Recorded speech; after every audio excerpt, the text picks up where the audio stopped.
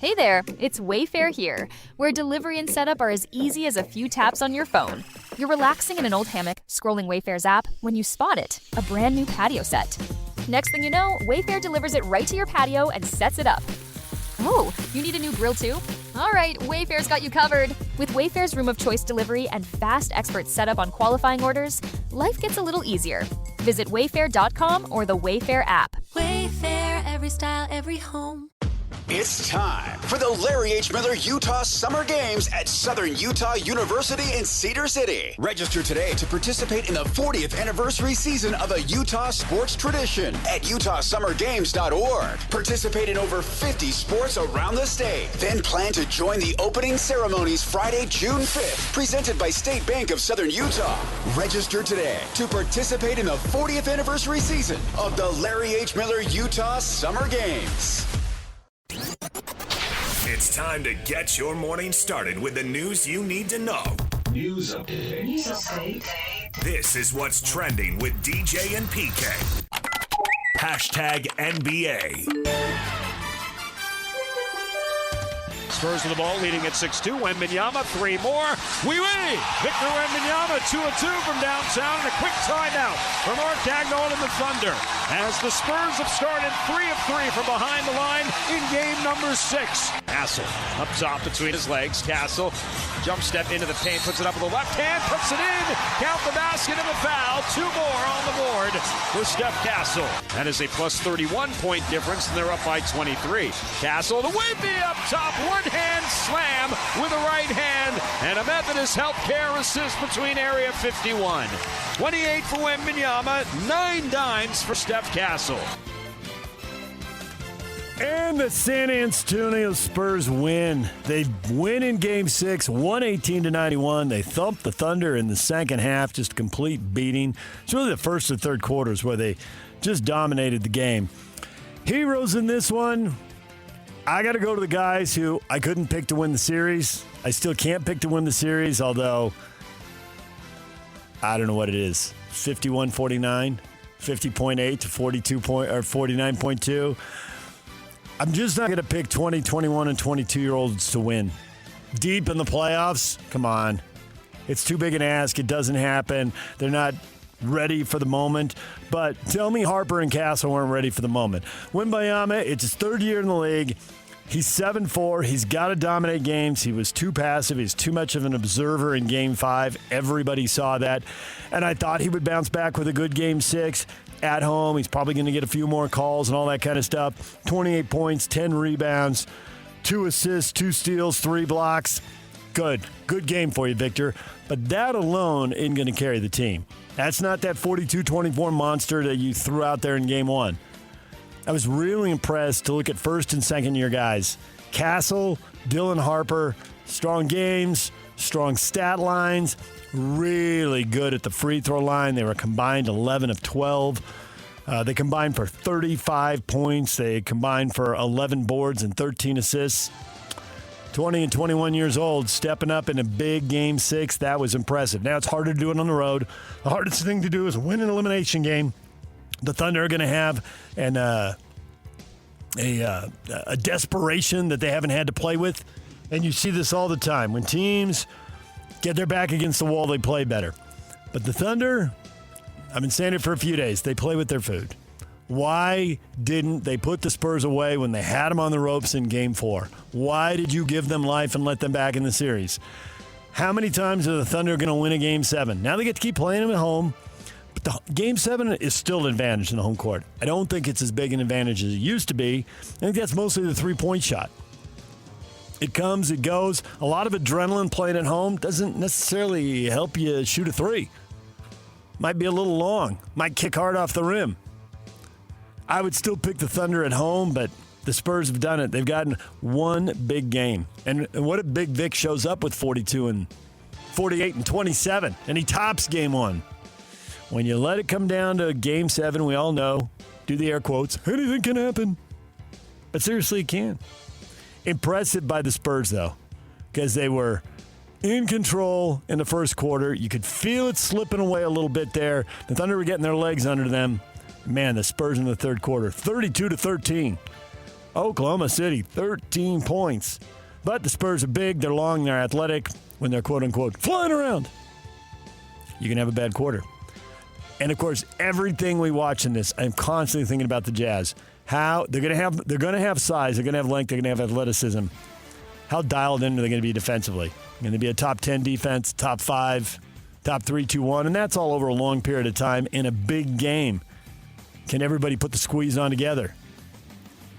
Game 7 tomorrow night, Paycom Center in OKC, tip-off 6 o'clock on NBC and Peacock. Injuries, everywhere injuries. Why can't we have nice things? The Thunder only have one of their 2 Jalen Williams. They needed the better and more important of the 2 Jalen Williams, and they didn't have him last night. And they didn't have the Gaucho either, which is always getting a problem. When you don't have your guy from UC Santa Barbara, that is going to hurt. Well, guess what?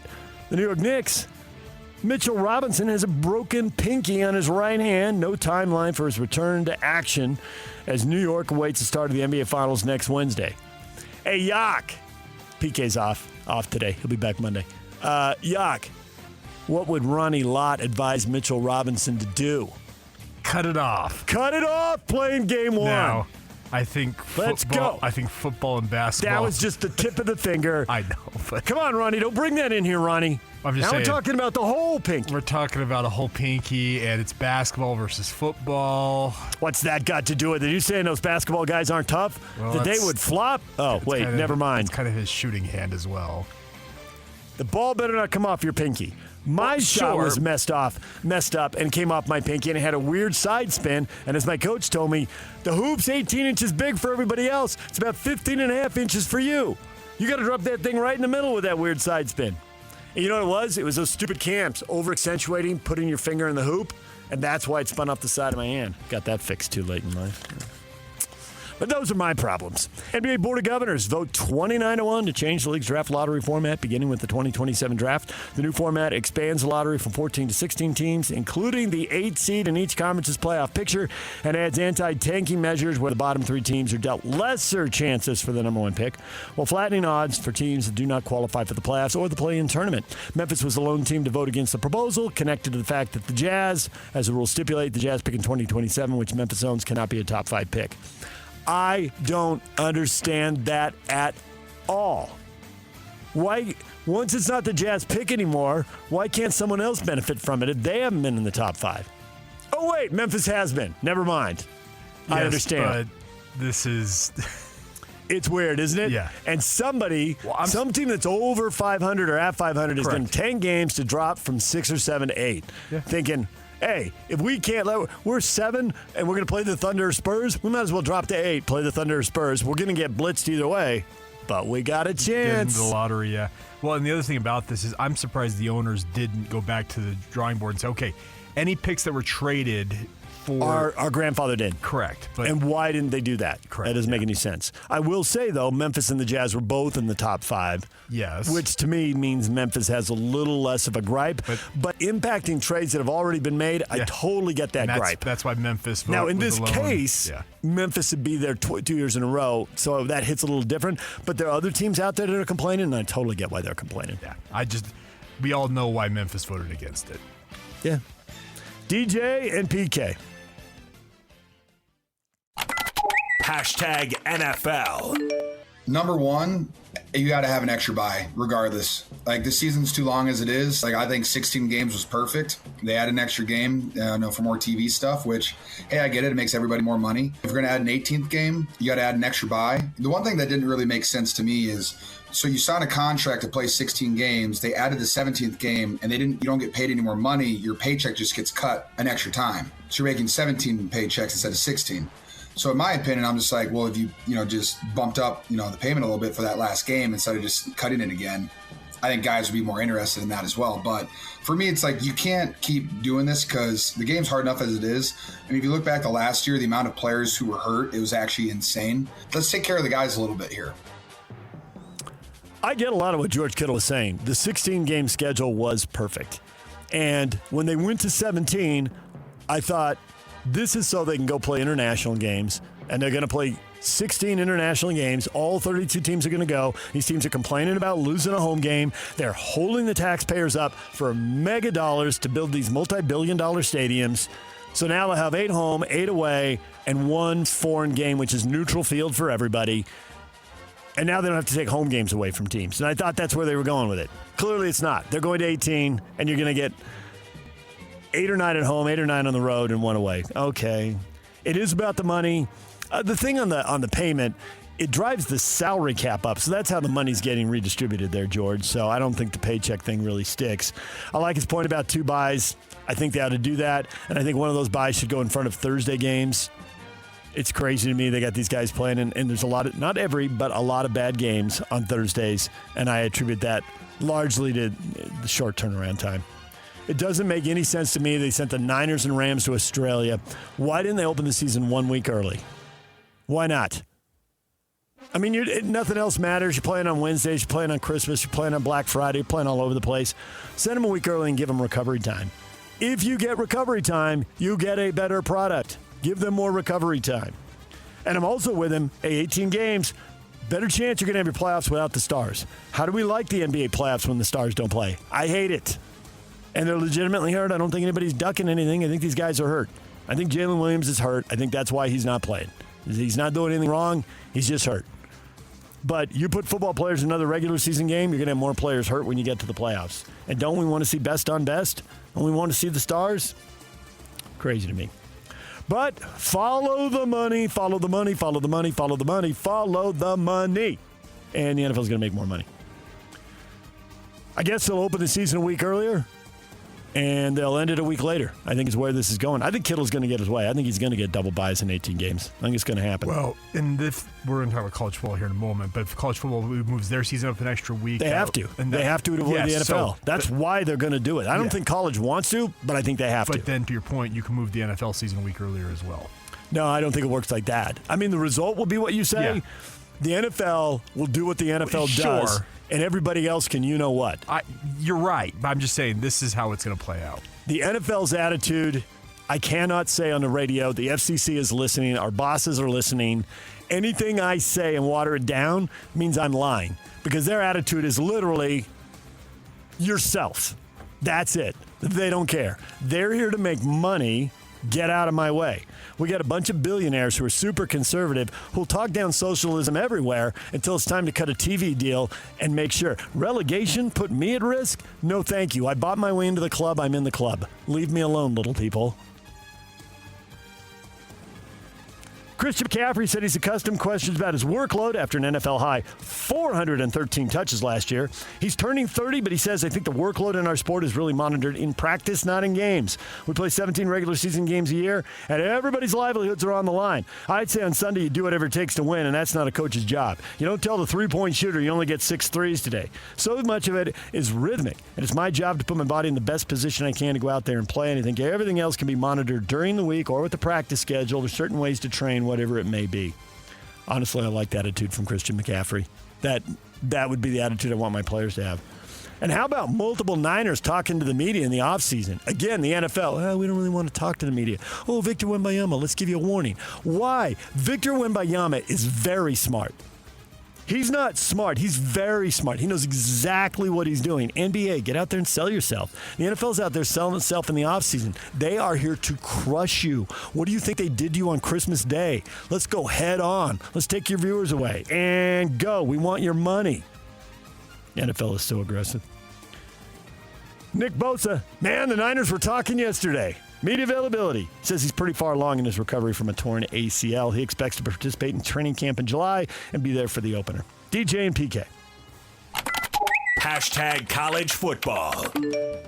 Rich Rodriguez, West Virginia football coach, says Big 12 coaches support the expansion to a 24-team college football playoff unanimously, as they discussed it this week during the league's spring meetings. It's twofold. Yes, they absolutely want more playoff berths so they can show what they do. They want more playoff berths because somebody's going to be in the top 16 and they're going to get a home game in the first round. It's going to help several teams sell season tickets, whether they get the home game or not. Texas Tech, Utah, BYU, maybe TCU, Arizona State, and Arizona could all be say, hey, we might be a home game. This might come together. We might have a home game. You better get your season tickets. We might have a home playoff game. So I totally get why ADs want to do it, coaches want to do it. I think it'll help in recruiting also, because the more the NIL money, the deeper we get into this, I think the better job schools are doing of evaluating who gets paid what. And players are more often going to be faced with similar payments. I don't think there'll be as many wild outliers in terms of who gets money and who doesn't. I mean, there will be some based on which schools have money and which schools don't. But I think there'll be a more even market. And then the players start figuring out what's my playing time like? Do I have a chance to go to the playoff and show my stuff there? Everybody wants to win. So it could help in recruiting, too, when they can say, hey, we're going to have 3, 4, 5 teams in the playoff, whatever it might be. Texas Tech coach Joe McGuire said the Red Raiders are willing to play the Texas Longhorns this season, the opener. This is so awesome. We are calling the bluff of Steve Sarkisian. Not really. It's not really going to happen. But Cody Campbell's got the money, and Joey McGuire and Cody Campbell have both come out and said, yeah, we'll pay Abilene Christian and Texas State. They can play each other, and we'll go play you on a neutral field, AT&T Stadium in Arlington. Let's go. Let's go. Of course, it's not going to happen. But, hey, people in Texas hey, are you all hat, no cattle? That's a great Texas expression. All hat, no cattle. Come on, let's play. Let's go. I love the showmanship. DJ and PK. Hashtag Major League Baseball. 8 consecutive games now. Deep drive to right off the bat of Ian Happ. It's got a chance. Gone. Ian Happ with a line drive home run to the seats in right, out toward right center, and that's a big one. The Cubs lead 5-2, and it left the park in a hurry. The 1-0 pitch. He squares it up and drives it. A big boom to left field. It's a grand slam. A monster mash for Ronald Acuna. A gigantic base hit for the Braves, and they tack on 4 and lead 7-2 in the 6th. Braves fans down the third base line going wild here at Fenway. Cubs beat the Pirates 7-2 after 10 straight losses. Cubbies have won back-to-back games, and the Acuna shot there. The Braves blow out the Red Sox 10-2. One day after they get blown out, they just turn it around. The Braves, 38 wins, 19 losses, literally winning 2/3 of their games. Amazing. On pace for 108 wins if they could sustain that. Partial day in baseball. Thursday was a travel day for some teams. So back at it with a full schedule, including Apple TV tonight with the Phillies and Dodgers. The Phillies, who should be a big dog in the East, are playing like it now. They just swept the Padres, and they're over 500 now. Mattingly's gotten them flying. I don't know, put it up there with the Avs as the managerial changes of the year. So Phillies don't have the glamorous record, but it seems like they are on their way there. That Phillies-Dodgers series should be pretty good tonight. You like rivals, the Cubs and the Cardinals are going at it. We'll see if the Cubs can keep things going. Those two have an ancient rivalry. So a couple of the series to look for as we head into the weekend there. The Major League Baseball owners, shockingly, proposed a hard salary cap to the Players Association. Each team would have a minimum payroll of $171 million, a cap of $245 starting in 2027. The players have been fighting this literally for generations. This is the kind of proposal is why Tony Gwynn did not get a chance to hit 400 in 1994. That's why there was no World Series and the Expos didn't get a chance to win that elusive World Series in 94. And now they're in Washington. So expect to fight over this. Nobody's going to give in early. So I guess we'll have a lockout in December, and then we'll get to spring training, and then we'll see if there's any movement. Everybody needs a deadline. So there you go. Dodgers owner came out in favor of it. Well, we need more parity. No, you don't. You're not interested in parity. You like it because A, you got to play ball with the other owners, and B, you realize you'll make much more money. We just can't spend any more money. We're up against the cap. What can we do? Bees lose to Round Rock 16-11. Game 4 in the series tonight. First pitch 6 o'clock. Tony Park's on the call on 1280 The Zone. DJ and PK. Hashtag RSL. Utah Royals, RSL's on a break. They're not playing again. Utah Royals have one more game before their World Cup break, and they are playing the Portland Thorns. The game starts at 1:30. First kick set for 2 o'clock on The Zone. Pregame at 1:30. Utah Royals unbeaten in their last 9 matches. That is a club record. They have never done this before. They have never done anything remotely close to this before. This is a massive turnaround for a team that has, in most of its history, they're basically just a punching bag. They've never been to the playoffs. And this year is completely different. absolutely and completely different. Utah Royals have taken over the top spot. Portland is in second place. They're actually tied on 23 points, but the Royals have played one less game. So top two teams square off tomorrow. Utah Royals in unprecedented territory for them. Big game at 2 o'clock here on The Zone. DJ and PK. #NHL. This feels like a formality. Carolina squeezing the life out of Montreal. Hurricanes are up 3-1. A dominant performance in Game 4. They can close the series out in Game 5 tonight. Vegas awaits. Former Vegas coach Bruce Cassidy called it upsetting that he can't interview with other clubs after Vegas management declined requests by the Oilers and Kings. It's public knowledge now, and I'd like to talk to them. I want to go to work. I'm a hockey coach. Yeah, I get it. They used to have rules like this in TV where they could block you from working for a year. Even if they fired you, if your contract was up, you couldn't change jobs. They had no compete clauses, basically like the reserve rule in baseball, but baseball got Curt Flood in the early 70s. Know your baseball history, kids. Gave up his career so all these guys can make $1 gazillion. Bryce Harper, Shohei Ohtani, and all the stars of this generation, they owe that guy. Hard to believe Vegas can do this, but that's what they're doing. You don't want him, let him go work somewhere else. What do you care? Just being vindictive. They're conference rivals because they're both division rivals, I should say, because Edmonton and LA are You both. Fired him. You think he sucks. Exactly. Let him go wreck the Kings or the Oilers. And he also had the Coaches Association speak out on this. Sidelining people who want to work, we criticize people who don't want to work. Correct. Now, somebody who wants to work is not allowed to work. Highly hypocritical. Yeah. I don't get it. If he's violating his contract and he left you and you want to block him, okay. Sure, but if his contract is up or if you fired him, I do think they should have offsets in the contract. If you go take another job, then we don't owe you anymore. I'm sure there will be. So, yeah, but some college coaches in college football don't have that. Some do, some don't. There's a lot of things as an employer you should do to protect yourself, even as an employee, being completely biased, which I am. I can admit that. But not letting people work who want to work when you won't let them work, total BS. I think this just adds more to the whole Vegas. It's a bad look for the league, and the commissioner needs to step in. He needs to pull the owner aside and say, you need to straighten up. Bill Foley needs to get a phone call from Gary Bettman, no doubt about that. But the thing is, this adds more to the poll that Vegas is let's call it evil empire of the NHL right now. Yeah, redo the logo. Put the Darth Vader helmet on him. Yeah. And by the way, leagues need teams like this. I will say, not to go too far, and we don't have Pablo on this Friday because they're off and he's off. But when we get Pablo back on when they resume play, I've heard him talk about sentimentality in pro sports. And he has favorite players. No matter what coaches tell you, they do. And he had a favorite player who couldn't go, and I know who it was, and I don't think Pablo wants it out there. Maybe he would say it now. But he said, if you can't go, there's no room for sentimentality. You got to move on. He says the second you're sentimental, you're going to get punched right in the face. You're going to get beat. You're going to get beat again, and it's going to be your neck on the line. He says there's just no room for it. He says, I felt it at the end of my career. I totally get it.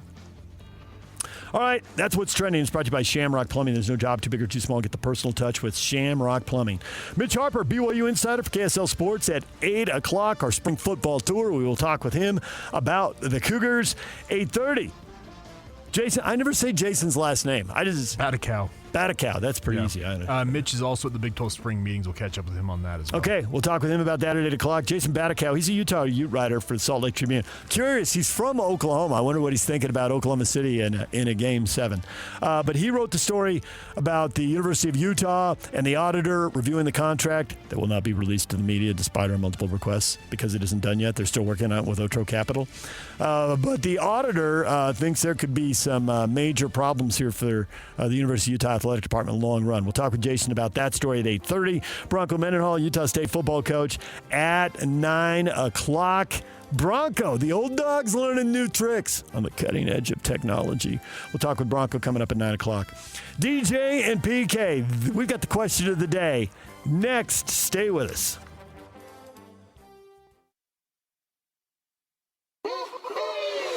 For Jazz fans, it's been a rough few years.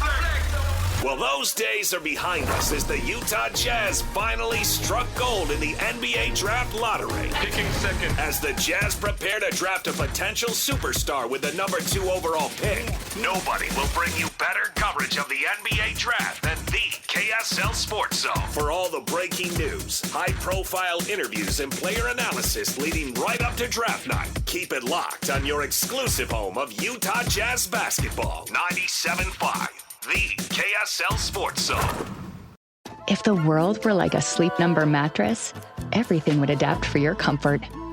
Because as your life changes and your body changes, Sleep Number mattresses adapt and shift to give you personalized comfort night after night. And now it's the final days of our Everything's on Sale event. Save up to $1,200 on mattresses. Our Memorial Day event ends Monday. To experience a whole new world of comfort, visit a Sleep Number store or go to sleepnumber.com. Sleep Number, to a good life sleep. Hey, it's your ceiling vent, so I'm dripping. Could be the rain, could be the upstairs bathroom. Yikes. You could hire the guy your neighbor recommended, but I'm pretty sure that's just his cousin. Do we know if he's licensed, or does he just own a ladder? Listen to your home. Go with Thumbtack. Upload a photo or voice note and we'll diagnose your project and match you with the right pro for the job. Thumbtack. We know homes. Hire the right pro today. Make game day yours. Tickets, food and drinks, stats, and streaming. Everything you need is in the Utah Mammoth app. Download today and make game night easy. Download on both Android and iPhone. Just top. The KSL Sports Zone and Beehive Meals are honoring people that impact youth sports in our communities. Nominate the youth sports volunteer for the Beehive Meals Hero of the Week at KSLSports.com/contest and listen every Thursday afternoon for Jake and Ben for the winner. It's the Beehive Meals Hero of the Week. Question of the morning. What should your Utah Jazz learn from watching the Spurs and the Thunder slug it out going to Game 7 tomorrow night? Lessons to be learned. Got to see everything through the prism of the Jazz because this is much more Jazz town than it is an NBA town. And honestly, I just think that's the way pro sports works, with the exception of the NFL, because they're only playing once a week. You can follow multiple teams and multiple storylines. But the truth is, in these other sports, and we see it here for a long time with the Jazz, now we're seeing it with the Mammoth. And when we get Major League Baseball, I think it's more true there because they play more games. You're so busy following your team, you can't follow all the other storylines. You just don't have enough time to watch all the games. Whereas you watch your NFL team, you got time to watch the Sunday night game, to watch the Monday night game, and follow these other storylines and get into the whole league. And the exception, having grown up in a Sunbelt market, is a place like San Diego or Phoenix, LA. I haven't lived on that side of the country, but probably Miami and Atlanta too. You get in the Sunbelt, people are from everywhere. So you're more likely to know Cubs fans and Mets fans and Yankee fans and whoever else because you got more of them in your community and you can interact with them. So that gives it a little more of a feel. Growing up, I thought it was totally normal to go to a Padre game and there are 5,000 people rooting for the other team. It never occurred to me that that was unusual. And then I went other places. I'm like, wait, what's going on? Well, that's because Southern California's got tons of fans. And they may not even live in San Diego. They may drive down from L.A. to see their Cardinals or whatever.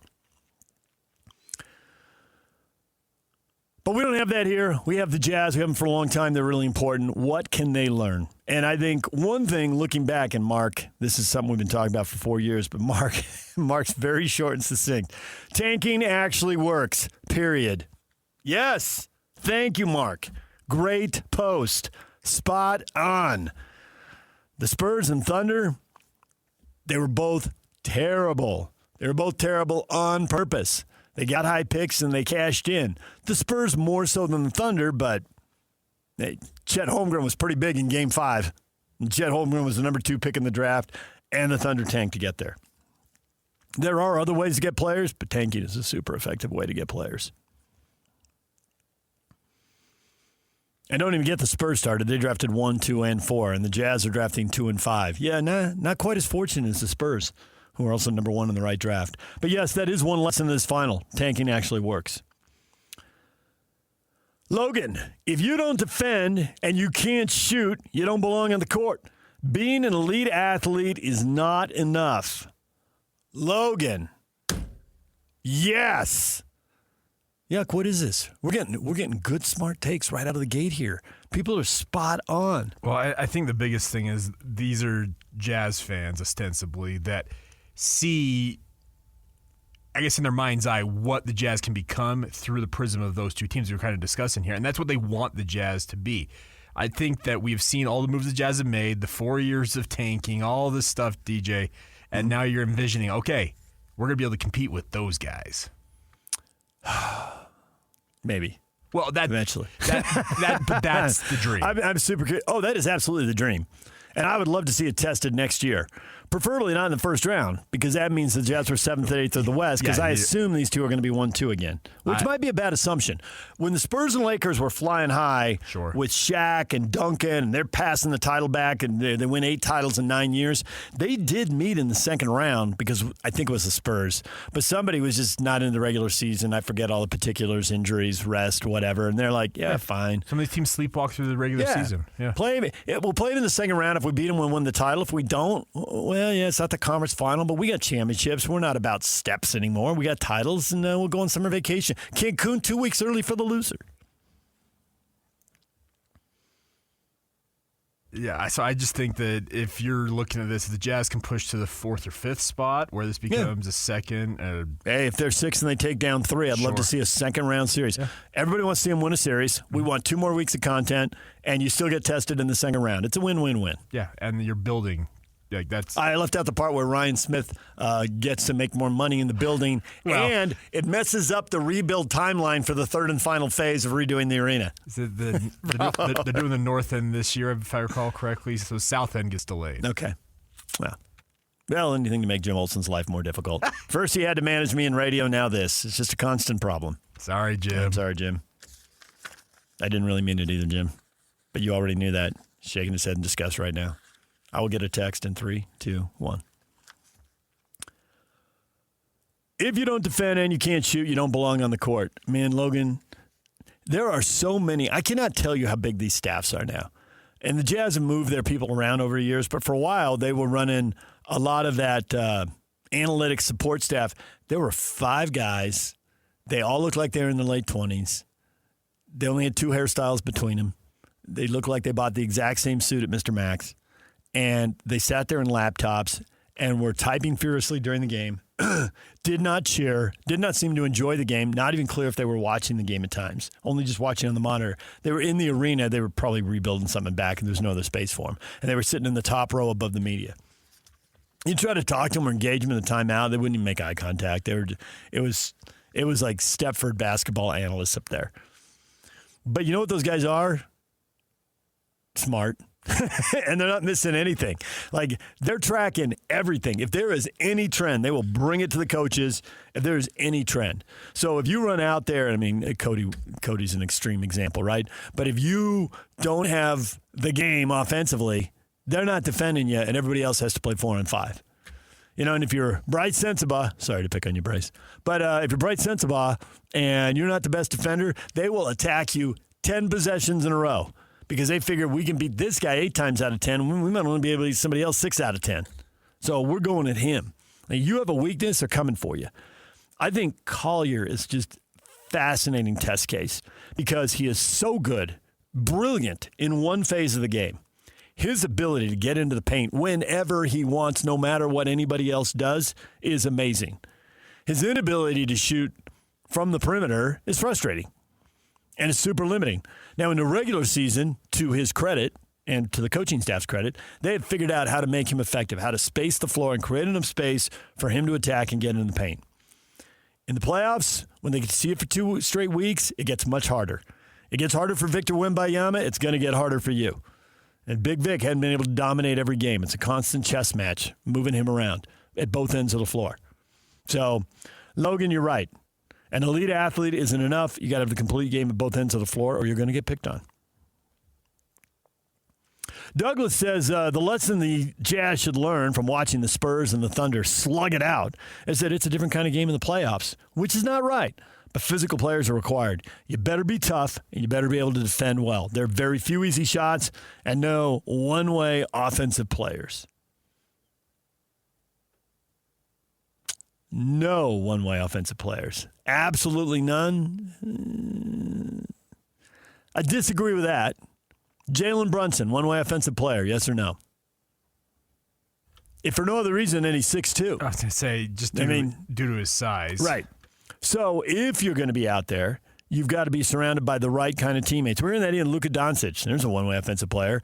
Okay, he's got to be surrounded by 3-and-D guys. There's got to be size. They're going to be switching. They're going to be looking for matchups. There's got to be elite athleticism.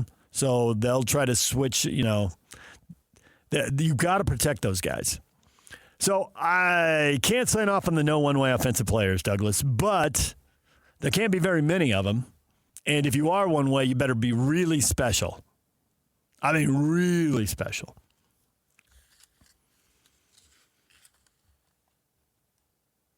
You're not completely wrong. You just can't quite take it that far. Michael, you need 5 athletes on a court, and they got to compete on both sides of the ball. That part, I think the Jazz have. Their ability to put 5 athletes on the court, they have been first under Danny Ainge and now under Austin Ainge. It's pretty clear they're prioritizing athleticism.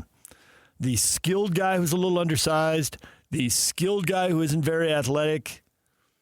We've seen a lot of those guys come through Utah, and they have their place, but in the playoffs, they eventually get picked on. I think the Jazz team, and obviously the roster isn't set yet, and we'll see if Kessler comes back because he really puts the exclamation point on what I'm about to say, if he's back, which I think he will be, but he's not back until he's back, so we'll leave it out there for now, even though I expect it, far more likely than not for it to happen, but you never know until it's done. Name a bigger, longer, more athletic roster the Jazz have ever put together. We're at 50, is this 52 years now, Yuck? Going on 53? I believe you are correct, yeah. 50 was 2 years ago, right? Yeah. So we've had 52 years going. This will be the 53rd roster. It'll be the biggest, longest, most athletic roster. I think not only just comparing this roster to that roster, but in comparison to the rest of the league, because the league has been getting bigger and more athletic over time. But I think versus whatever the league average is, this team will be bigger, longer, and more athletic.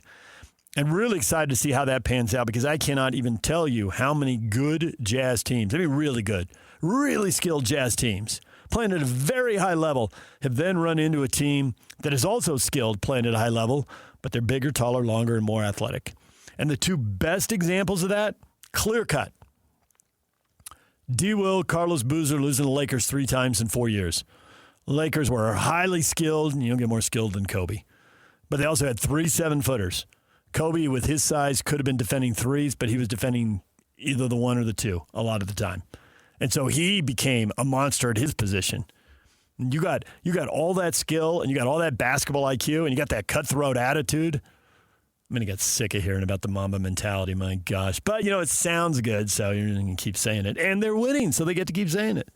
But you take all that, and you have the bigger, longer, more athletic team. You get to go to the finals 3 years in a row and win twice. That's what happens there. And the other example was the Bulls against the Jazz. John Stockton getting double-teamed by 2 6'6" guys. They could not handle John Stockton, who was still playing at an amazing level. So they doubled him, and they doubled him with Ron Harper and Michael Jordan, or Ron Harper and Scottie Pippen, or Scottie Pippen and Michael Jordan, whatever. Tony Kukoc. He's just way bigger guys. Taken away, he'd get to midcourt and be reaching out with one hand trying to throw a ball around and getting a Hornacek, who'd be catching it, leaning over the sideline. I mean, they pushed the Jazz offense well away from the hoop with size and athleticism. And the Jazz are going to have it next year. Now you got to play hard and you got to play smart on top of that. But it's going to be interesting to watch. Gray, they got to learn that it takes a lot to win a lot of games, and depth matters. Boy, you're not kidding about that, Gray. Whoever ends up thinking I'm guy 10, 11, 12, 13 on this team had better be ready to go, and it better be capable of going. It better be capable of going when they don't play for a week. And then all of a sudden they get the call, you got to go. Tonight's your night. Because they are going to be down 2, 3, 4 guys at times. There's no way around it. There's just not a lot of guys playing 70 games. So if you just had that big front line of Kessler, assuming he's back, and Jackson, and Markkanen, but if none of them play 70 games, they're all missing a minimum of 13. That's 39 games. You start talking about 40, 50 games where you're going to be missing one guy. Somebody else has got to step up. And so that reserve is now starting. Now whoever was guy 12, that guy's in the rotation. So be ready. There are going to be hamstring injuries for the Jazz next year, just like there are for the Thunder right now. Eldon, ball got to go into hoop. We should do a list this in the next couple of weeks here while we're still thinking hoops before we switch over to college football. Of all the things you could worry about with the Jazz next year, ball got to go in a hoop. The old Jim Boylan, ball didn't go in the hoop. Ball didn't go in the hoop. That isn't anywhere near the list of the top of my worries. And certainly they'll have bad shooting nights, so it'll be a problem at some point. It's not like, but they got a lot of guys who can score it. They got a lot of guys who can score. Now, arguably, you could say, do they have enough three-point shooters? You know, there's shooters and there's scorers. I think they have a lot of scorers. We'll see how many shooters they have. How many guys, 35% is like the bare minimum from three. 38%, you're pretty good. That you can really work with that. A bunch of guys who shoot 38%. If you're at 40, you're elite. Most years, there's about 40 guys who can shoot 40% from three, spread across 30 teams. So if you're one of those guys, you're special. Get those guys. But I think their ability to put the ball in the hoop, I don't think scoring is going to be the problem. I'm way more intrigued by the defending than the rebounding and the depth. Ball didn't go in the hoop. There it is. All right, DJ and PK, there's the question of the morning. What should the Utah Jazz learn from watching the Spurs and the Thunder slug it out? Go to our Facebook page, DJ and PK. Go to Twitter, David DJ James. We'll have more on this as the show progresses. It's a big college show. We've got the Cougars at 8, the Utes at 8:30, the Aggies at 9. It's all on the way. DJ and PK, it's 97.5, the KSL Sports Zone. They've been doing it for a while. This is Jake Scott and Ben Anderson. Man, the myth, the legend, thorough Big T. Bailey. I'm not sure how much you've had a chance to watch A.J. DeBonsa, but you have any thoughts if you have been able to see him a little bit? Personally, I think he's the best player right now in that group. I did get a chance to watch all these guys play, maybe A.J. a little bit more, but he's been groomed for the next level. You look at what BYU was running. The offenses look like NBA offenses. The ISOs look like ISOs. He's becoming a really good playmaker as well. Just a great season. Far and above Player of the Year in college. I would be surprised if Washington didn't take him. He's going to be nice. It's not going to be perfect for him coming in at this level. He's going to have to learn some things, the physicality, the speed of the game, the number of games, potential rookie wall, but everybody goes through those things. He's going to be a great player in this league. Catch Jake and Ben afternoons from 2 to 6 on 97.5, the KSL Sports Zone. If the world were like a Sleep Number mattress, everything would adapt for your comfort. Because as your life changes and your body changes, Sleep Number mattresses adapt and shift to give you personalized comfort night after night. And now it's the final days of our Everything's on Sale event. Save up to $1,200 on mattresses. Our Memorial Day event ends Monday. To experience a whole new world of comfort, visit a Sleep Number store or go to sleepnumber.com. Sleep Number, to a good life sleep. DJ PK, it's 97.5, the KSL Sports Zone. Join Scotty G and the coach Tim Lacombe today from 10 to 2 at Tim Dolly Mazda, 10785 South Automall Drive in Sandy. Got the question of the morning up. What should the Jazz learn from watching the Spurs and Thunder slug it out? Go to our Facebook page, DJ and PK. Go to David DJ James on Twitter. You can comment there. We'll get back to that. We just spent a segment on that. We got another question up. Scott Batakow will join us from the Salt Lake Tribune. He's a U beat writer. Excuse me, why did I say Scott? Jason Batakow. I'm so worried about Batakow. Turn Jason into Scott. That was brutal. Try to straighten that out before he comes on at 8:30. Good grief. And he's got a good story in the Salt Lake Tribune, which isn't behind a paywall anymore. Hey, the paywall's down. How about that? So you can go read it, Ute fans. The Utah State Auditor says the Utes private equity deal has significant risks, and then he writes her concerns in the story. And we'll talk with him about that at 8:30. It's a good story. You can go read it at sltrib.com. He did good work on that. And the reaction to this, the question basically is, are the Utes making a genius move here or a fatal mistake? Is there a way to take this short-term money? And you're going to have to pay it back later on. This is not a gift. This is not a scholarship or a grant. But can you use this money to make enough money that you pay them back and you come out ahead? Well, that is the question. And this is where the concern lies. Where the rubber meets the road, right? He said in the last 2 fiscal years alone, they have burned they had a $61 million reserve fund, $61.5 million reserve fund.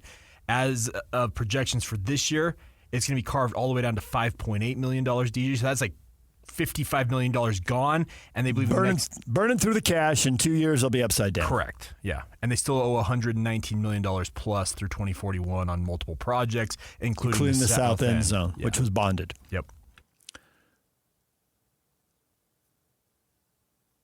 And so we put this up on Facebook and Twitter, and some of the reaction, man, some people are really missing the point. Eric, anyone who doesn't like it is more than welcome to donate money to the University of Utah Athletics to put it on a more solid financial footing. This includes you and all your buddies in the media, David. That's not our job. Dude. And See, the whole point is this might not put the school on financial footing. This might put it in a really bad spot in a couple of years. Perilous financial situation. Yeah.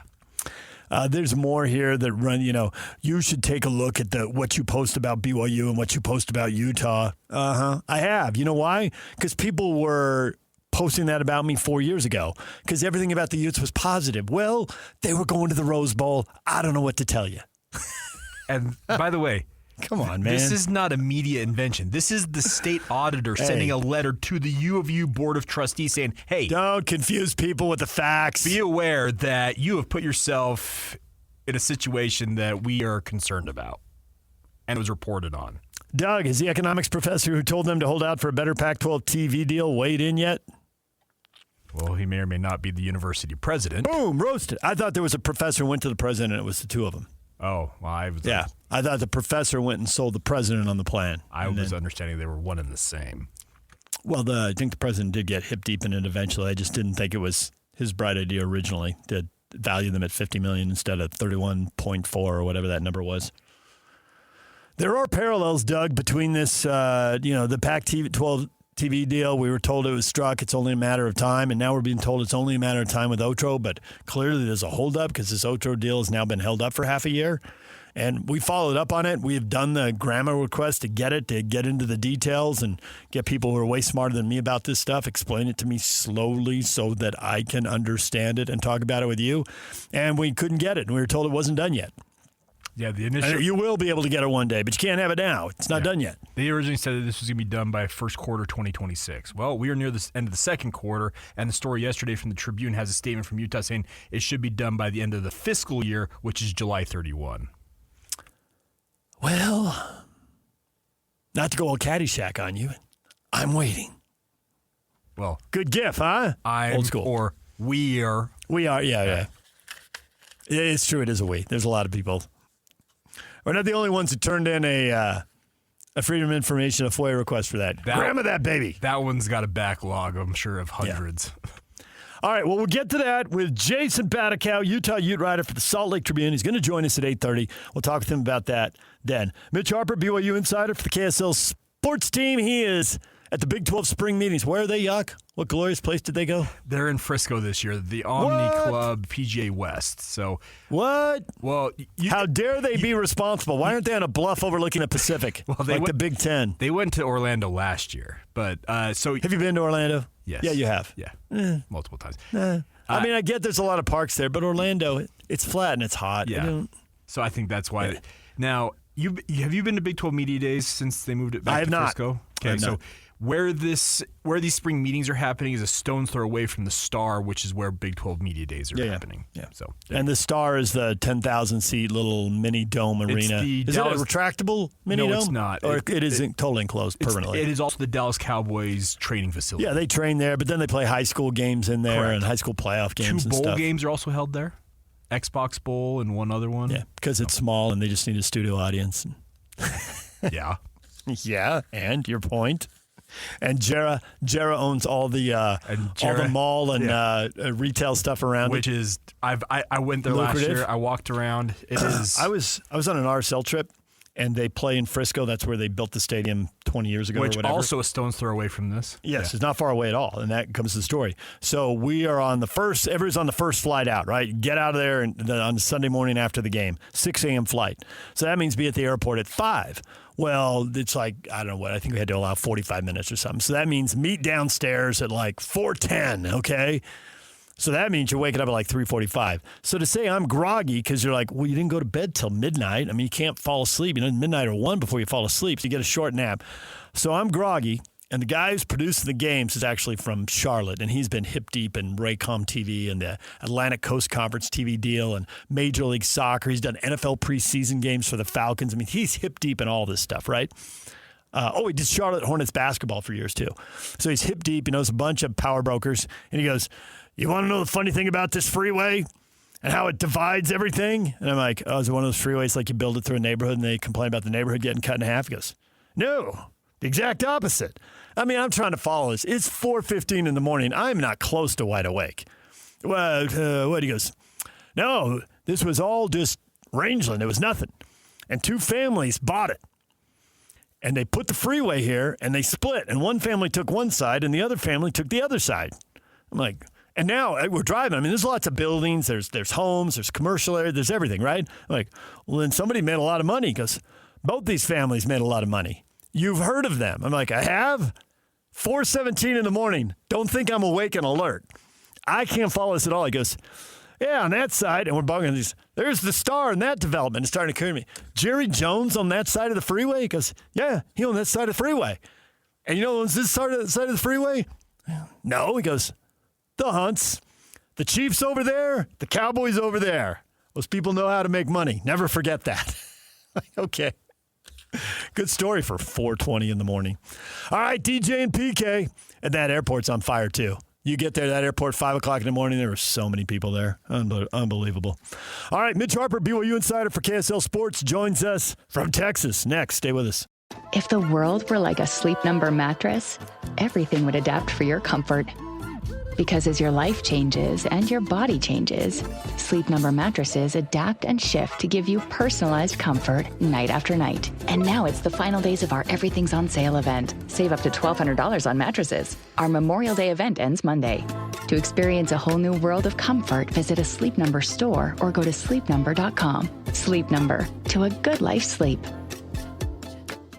Summer is all about freedom, fun, and growing up. And between the ages of 9 and 13, kids are starting to form their views about alcohol. With more independence, their still developing brains need more guidance and support than ever. That's why summer is the perfect time to stay connected and plan fun, safe family activities together. Research shows kids who spend quality time with their parents doing what they enjoy are less likely to drink underage. And when kids feel close to you, they're more likely to listen, especially when you set clear expectations. In fact, kids who drink before 15 are far more likely to struggle with alcohol later.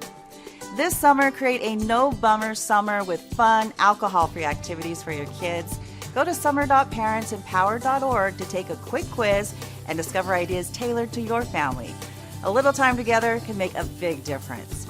For more information and to learn more about how to prevent underage drinking, visit parentsempowered.org.